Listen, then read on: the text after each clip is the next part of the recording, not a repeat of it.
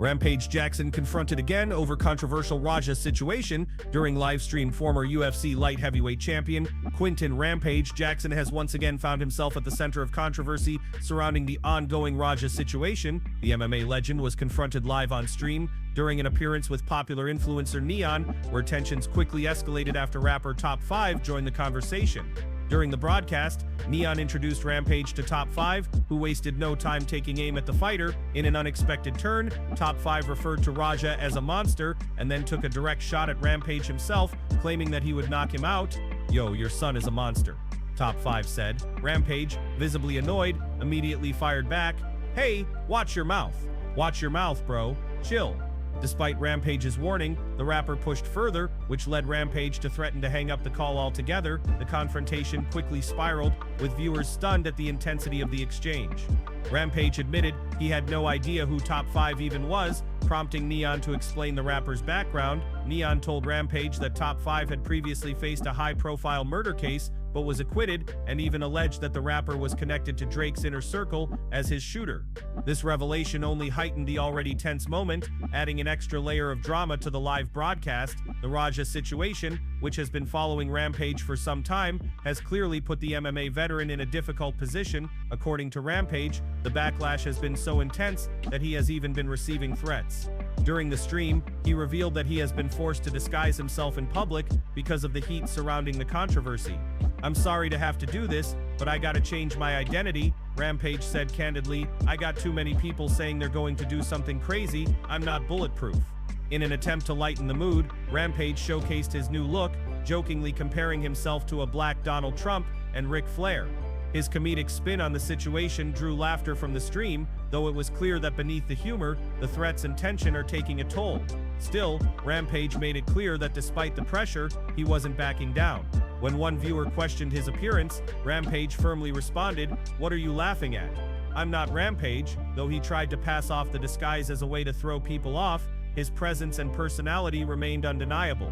The live confrontation highlighted just how deeply the Raja situation continues to follow Rampage, both online and offline. For a fighter who made his career on toughness, resilience, and never backing down from a challenge, this ongoing saga represents a very different kind of battle, one fought outside the octagon, where the stakes involve reputation, safety, and personal identity. Whether the situation escalates further or eventually cools down remains to be seen, but one thing is certain: Rampage Jackson is still a lightning rod for controversy. Even years removed from his fighting prime, the former UFC champion continues to attract headlines and confrontations wherever he goes. Before moving to the next news, we have one quick request for you. We're constantly working on improving our content to earn your love and support. That's why we truly appreciate it if you could take just a moment to leave a like on this video, subscribe to the channel, and hit the bell icon so you never miss an update.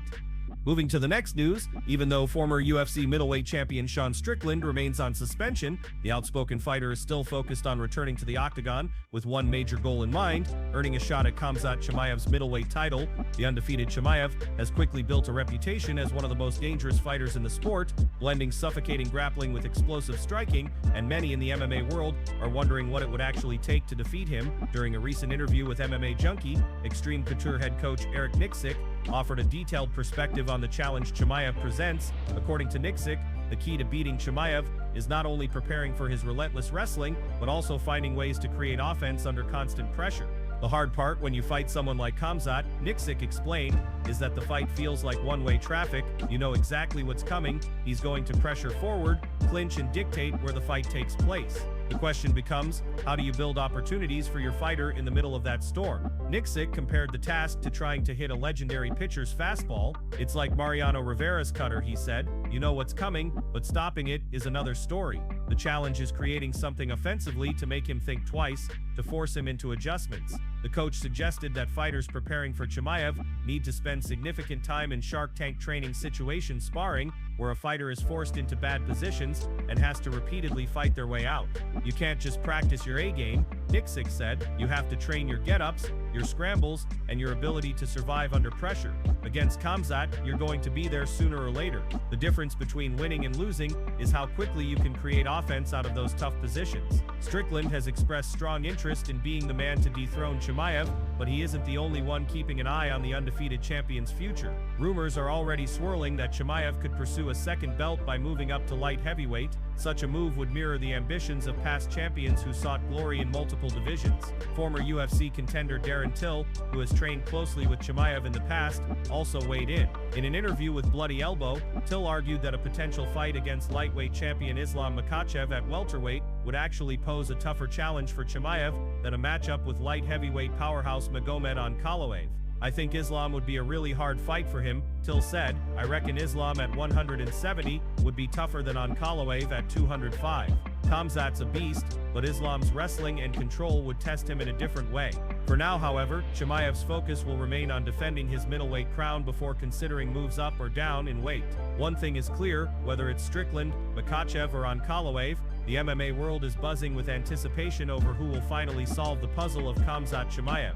Moving to the next news, Ilia Topuria has been riding a wave of momentum since capturing the UFC lightweight title, and the newly crowned champion has already set his sights on making history. After securing gold at 155 pounds, Topuria has openly discussed the possibility of moving up in weight, not just to challenge Islam Makhachev in a super fight, but perhaps even to pursue a third world title at welterweight. While the ambition has fans buzzing, not everyone in the MMA community is convinced this is a wise move. One voice of caution comes from Ben Vickers, the head coach of UFC welterweight contender Jack Della Maddalena. Speaking recently on Submission Radio, Vickers issued a stark warning to El Matador, suggesting that a jump to 170 pounds could end badly if Topuria were to face his fighter. Ilia's my height, and I'm a coach, Vickers said bluntly. He needs to stay where he is. It would be a very bad decision for him to come up and fight Jack. They're essentially the same fighters, he's just a smaller version, and Jack's a bit bigger. They both do a lot of the same things really well. And don't get me wrong, I love Ilia. He's one of my favorite fighters to watch because he fights in a very similar way to Jack, but I don't think he has any business jumping up 2 weight classes and fighting him. The comparison between the two fighters is not without merit.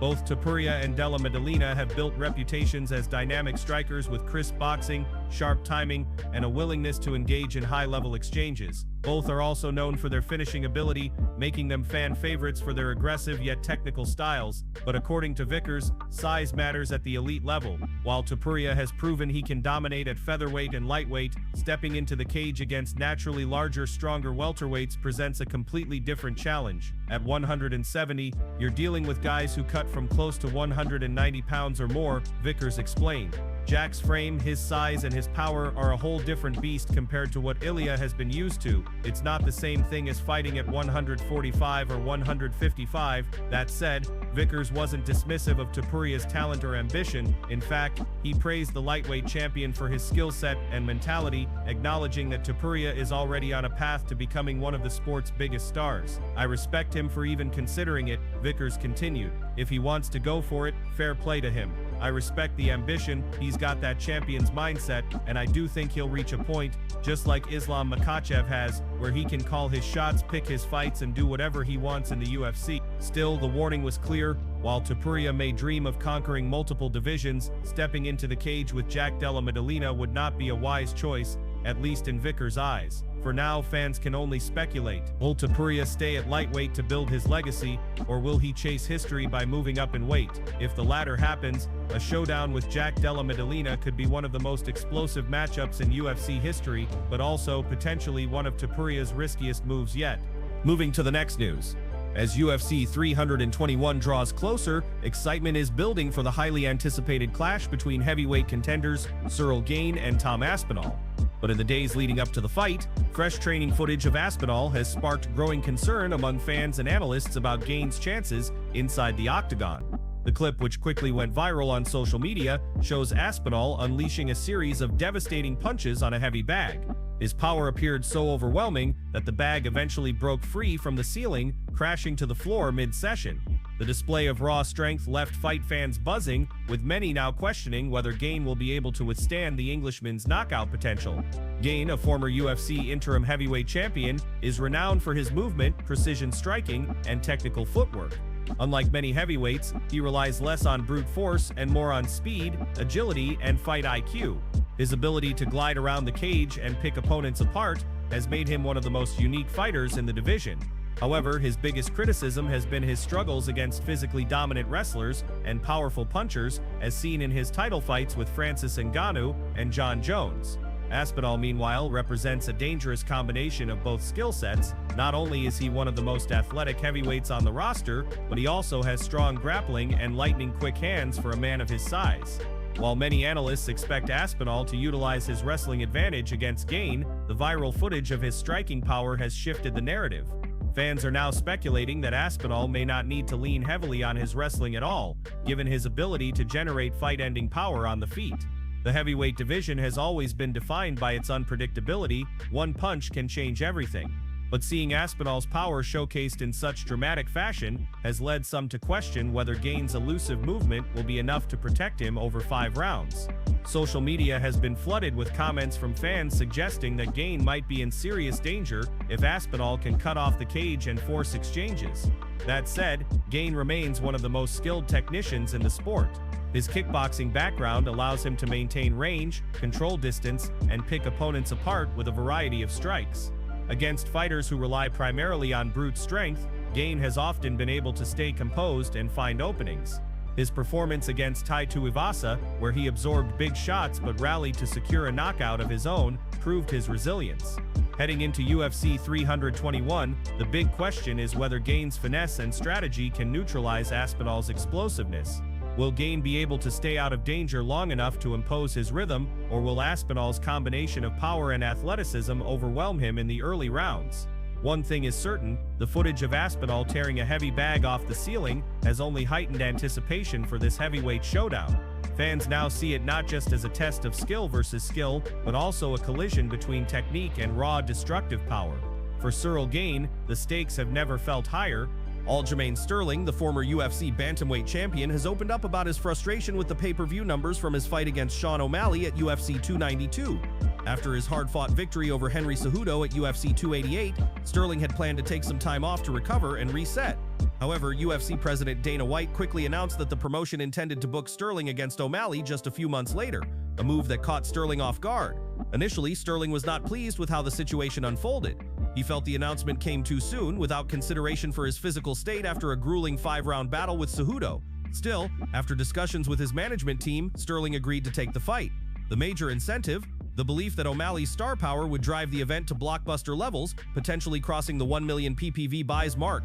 During a recent appearance on Pound for Pound with Henry Cejudo and Kamaru Usman, Sterling explained his mindset at the time. He revealed that one of the key reasons he accepted the O'Malley fight on short notice was the expectation of massive pay-per-view success. However, the numbers failed to meet those lofty projections.